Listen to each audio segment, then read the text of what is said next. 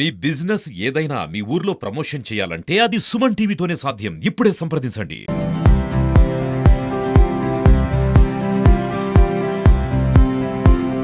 నేను నెల్లూరు డీకే బాలికల ప్రభుత్వ జూనియర్ కళాశాల ప్రిన్సిపాల్ గా పనిచేస్తూ ఆ పదోన్నతి మీద ఈ చిత్తూరుకి డిస్ట్రిక్ట్ ఇంటర్మీడియట్ ఎడ్యుకేషన్ ఆఫీసర్ గా నియమింపబడి ఈ రోజు నేను ఇక్కడ జాయిన్ అవుతున్నాను. ఈ జిల్లాకు రావడానికి నాకు చాలా సంతోషంగా ఉంది. ఎందుకంటే ఎంతమంది ఆత్మీయ మిత్రులు నేను చూడగలుగుతున్నాను ఇక్కడ. వాస్తవానికి మా సర్వీస్ అంతా కూడా జోన్ 3 లో అయినప్పటికీ కూడా ఫస్ట్ టైం మేము ఆ పరిధి దాటుకొని ఈ రోజు వచ్చి కొత్త మిత్రులు కలుసుకోవడం చాలా ఆనందంగా ఉంది. రాబోయే రోజుల్లో మనకి ఇంటర్మీడియట్ వ్యవస్థలో ఎన్నో మార్పులు జరగబోతున్నాయి. ఆ రిఫార్మ్స్ అన్ని కూడా ఇప్పటికే చాలా వరకు ప్రజల్లోకి వెళ్ళాయి. ఆ రిఫార్మ్స్ ని విద్యార్థులకి తల్లిదండ్రులకి తెలియజేయాల్సిన బాధ్యత ప్రిన్సిపాల్ మీద, లెక్చరర్స్ మీద, అందరి మీద ఉంది. కాబట్టి ఈ సంస్కరణలన్నీ కూడా భవిష్యత్తులో స్టూడెంట్స్ నేషనల్ లెవెల్ ఎగ్జామినేషన్స్ లో కంప్లీట్ చేయడానికి అనుకూలంగా ఉండే విధంగా మార్పు చేయడం జరిగింది. కాబట్టి వాటిని సమర్థవంతంగా ప్రజల్లోకి తీసుకెళ్లి ఒక అవగాహన కల్పించి వాటి ద్వారా విద్యార్థులు మంచి ఛాయిస్ తీసుకొని భవిష్యత్తులో ఉన్నత స్థానాలకు ఎదిగే విధంగా మనం అందరం కూడా ప్రయత్నాలు చేయాల్సిన పరిస్థితుంది. ఇప్పటికిప్పుడు ముఖ్యమైన 3 టాస్క్లు మనకు ముందు కనిపిస్తున్నాయి. నంబర్ 1 ఏంటంటే రాబోయే రోజుల్లో సప్లిమెంటరీ ఎగ్జామినేషన్స్ మే 12 నుంచి జరగబోతున్నాయి. ఈ సప్లిమెంటరీ ఎగ్జామ్స్ అన్నిటి కూడా సక్రమంగా నిర్వహించాల్సిన బాధ్యత అందరి మీద ఉంది. ఇటీవల విడుదల చేసిన రిజల్ట్స్ లో చిత్తూరు జిల్లా రిజల్ట్స్ లో కొంచెం వెనకబడి ఉండాలని కూడా నేను గమనించాను.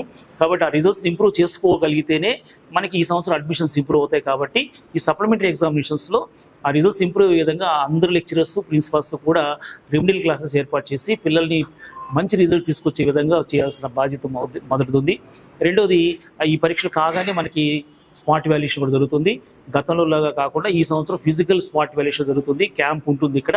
కాబట్టి బహుశా మే 19 నుంచి 30 తేదీ వరకు ఫిజికల్ స్మార్ట్ వాల్యుయేషన్ క్యాంప్ ఇక్కడ నడుస్తుంది. కాబట్టి దానికి సిద్ధంగా ఉండాలి. అంతకంటే ముఖ్యమైనది, ఈ రోజు నుంచి సిలబస్ మారింది. కాబట్టి అన్ని సబ్జెక్ట్స్లో అన్ని జిల్లాల్లో రాష్ట్ర వ్యాప్తంగా ఓరియంటేషన్ ప్రోగ్రామ్స్ నడుస్తున్నాయి. కాబట్టి ఆ ఓరియంటేషన్ ప్రోగ్రామ్స్ కూడా తప్పనిసరిగా అందరూ హాజరు కావాలి. ఎటువంటి ఎగ్జామ్షన్ ఎవరికి లేదు. ఏ పరిస్థితుల్లో అయినా ఎవరైనా హాజరు కాకపోతే వాళ్ళ మీద ఖచ్చితంగా క్రమశిక్షణ చర్యలు తీసుకోబడే పరిస్థితి ఉంటుంది. కాబట్టి 2 రోజులు 3 రోజులు ఒక సబ్జెక్ట్కి అలాట్ చేయబడింది. కాబట్టి ఆ 2-3 రోజుల్లో తప్పనిసరిగా అందరు లెక్చరర్స్ కూడా ఓరియంటేషన్ ప్రోగ్రామ్కి తప్పనిసరిగా హాజరు కావాలి. మొత్తం స్టేట్ లెవెల్ రికార్డ్ అవుతుంది. కాబట్టి ఒక సబ్జెక్ట్లో ఆ జిల్లాలో ఎంతమంది ఉండాలి, ఎంతమంది వచ్చారు, ఎంతమంది వింటున్నారో కూడా గమనిస్తూ ఉంటారు. కాబట్టి భవిష్యత్తులో ఎలాంటి ఇబ్బందులు లేకుండా ఉండాలంటే మన 2 రోజుల ఓరియంటేషన్ క్లాస్ని అందరు లెక్చరర్స్ కూడా తప్పనిసరిగా హాజరు కావాలి. ఇంటర్మీడియట్ ఫస్ట్ ఇయర్ సంబంధించినంత వరకు మే 2-3 వారాల్లో మనకి టెక్స్ట్ బుక్స్ రావడానికి అవకాశం ఉంది. ఎందుకంటే అవి ఇప్పుడు ప్రింట్ అవుతున్నాయి. సెకండ్ ఇయర్లో English medium, Telugu medium books అయితే మాత్రం మనకి రావడం జరిగింది. ఆల్రెడీ చాలా కాలేజెస్ కూడా మనం డిస్ట్రిబ్యూట్ చేసేసాము టెక్స్ట్ బుక్స్ వరకు. నోట్ బుక్స్ అయితే అన్ని కాలేజీలు కూడా ఇవ్వడం జరిగింది ఇప్పటి వరకు. కాబట్టి ఫస్ట్ టెక్స్ట్ బుక్స్ మే 2-3 వారాల్లో రావడానికి అవకాశం ఉంది. దానికి సంబంధించి సిలబస్ ఆల్రెడీ కమ్యూనికేట్ అయ్యింది. కాబట్టి ఆ సిలబస్ సంబంధించి ఇప్పుడు ఓరియంటేషన్ క్లాసులు నడుస్తున్నాయి. కాబట్టి లెక్చరర్స్ ఆ ఓరియంటేషన్ క్లాస్ అటెండ్ అయినప్పుడు వాళ్ళకి సిలబస్ తెలుస్తుంది. దాంట్లో ఉన్న కొత్త అంశాల మీద ఏమైనా డౌట్లు ఉంటే అవి తెలుసుకోవడానికి అవకాశం ఉంటుంది. కాబట్టి తప్పనిసరిగా ఈ అవకాశాన్ని అందరు లెక్చరర్స్ కూడా ఉపయోగించుకోవాలి. దీంట్లో రెగ్యులర్ అని, పార్ట్ టైం అని, కాంట్రాక్ట్ అని, గెస్ట్ అని ఏమీ లేదు. అన్ని ప్రభుత్వ జూనియర్ కళాశాలలో పనిచేస్తున్న అన్ని కేటగిరీ లెక్చరర్లు కూడా తప్పనిసరిగా ఈ ఓరియంటేషన్ ప్రోగ్రామ్కి అటెండ్ అవ్వాలి. ఇంకో ముఖ్యమైన టాస్క్ ఏంటంటే ట్రాన్స్ఫర్స్. కాబట్టి ఈ సంవత్సరం ఖచ్చితంగా ట్రాన్స్ఫర్స్ ఉంటాయి. దానికి సంబంధించిన చర్చలు కూడా నడుస్తున్నాయి. కాబట్టి ఈ మే అనేది మనకి ఒక 3 ముఖ్యమైన టాస్క్లు నడుస్తుంది. కాబట్టి అందరు లెక్చరర్స్ కూడా అన్ని విషయాలు దృష్టిలో ఉంచుకొని జూన్ 2 నాటికి మనం కాలేజ్ తెరిచేటప్పటికి మనం తప్పనిసరిగా మంచి రిజల్ట్స్తో కాలేజీలోకి వెళ్ళాలి. అంతేకాదు అడ్మిషన్స్ సంబంధించి కూడా చాలా కాలేజీలు ఇక్కడ స్ట్రైవ్ బాగా ఇబ్బంది పడుతున్నాయి. కాబట్టి అడ్మిషన్స్ ఇంప్రూవ్ చేసుకుంటే తప్ప కొన్ని కాలేజీలు మిగిలే పరిస్థితి లేదు. ఇటీవల కాలంలో చాలా కాలేజీల్లో పోస్టులు రేషనలైజ్ చేశారు. రేషనలైజ్ చేయడం వల్ల కొన్ని చోట్ల ఎక్కడైతే స్ట్రెంగ్త్ లేదో అక్కడి నుంచి స్ట్రెంగ్త్ ఉన్న చోటికి పోస్టులు షిఫ్ట్ చేయడం జరిగింది.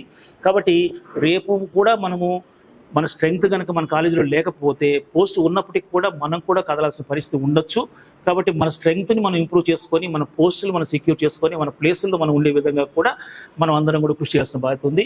కాబట్టి దయచేసి అందరూ లెక్చరర్స్, ప్రిన్సిపాల్స్ కూడా ఈ అన్ని విషయాలను దృష్టిలో ఉంచుకొని రాబోయే రోజుల్లో అందరం కలిసి పనిచేసి ఈ జోన్లో, ఈ జిల్లాలో మంచి రిజల్ట్స్ తీసుకురావడానికి, మంచి స్టాండర్డ్స్ ఇంప్రూవ్ చేయడానికి అందరం కూడా కలిసి పనిచేయాలని చెప్పేసి నేను విజ్ఞప్తి చేస్తున్నాను. ఈ జిల్లాలో ఇంటర్మీడియట్ పరీక్షల నిర్వహణ సంబంధించి కానీ, స్మార్ట్ సంబంధించి కానీ, లేదా ఇంటర్మీడియట్ విద్యకు సంబంధించిన అన్ని వ్యవహారాల్లో కూడా మౌలా గారు చాలా కృషి చేస్తున్నారు. వాళ్ళందరికీ సపోర్టింగ్గా కూడా అందరు ప్రిన్సిపాల్స్, డిఈసి మెంబర్స్ అందరూ కూడా ఉన్నారు. అదే స్ఫూర్తితో నేను ఇక్కడికి వచ్చినప్పటికి కూడా చాలా వరకు బాధ్యతలు మౌలో గారి మీదనే ఆధారపడి చేయాల్సిన పరిస్థితి ఉంటుంది. ఎందుకంటే నేను అదనపు బాధ్యతలు కడపలో నిర్వహిస్తూ ఇక్కడ పూర్తి సమయాన్ని కేటాయించే అవకాశం లేదు కాబట్టి సార్ నేను మీ సభాముఖంగానే రిక్వెస్ట్ చేస్తున్నాను. రాబోయే రోజుల్లో కూడా తప్పనిసరిగా ఈ జిల్లాలో జరిగే ప్రతి యాక్టివిటీలో కూడా సార్ ప్రమేయం ఉండాలి. అందరూ కూడా సహకరించి ఆ రకంగా గతంలో ఏ రకంగా అయితే మనం కార్యక్రమాలు నిర్వహించగలిగామో అదే అంతకంటే ద్విగుణీకృతంగా ఉండేటట్టుగా మనం చేయాలి. మా సైడ్ నుంచి ఏ రకమైన సపోర్ట్ కావాల్సి వచ్చినా కూడా అన్ని వర్గాల వారికి మనం తప్పనిసరిగా అందజేయడం జరుగుతుంది.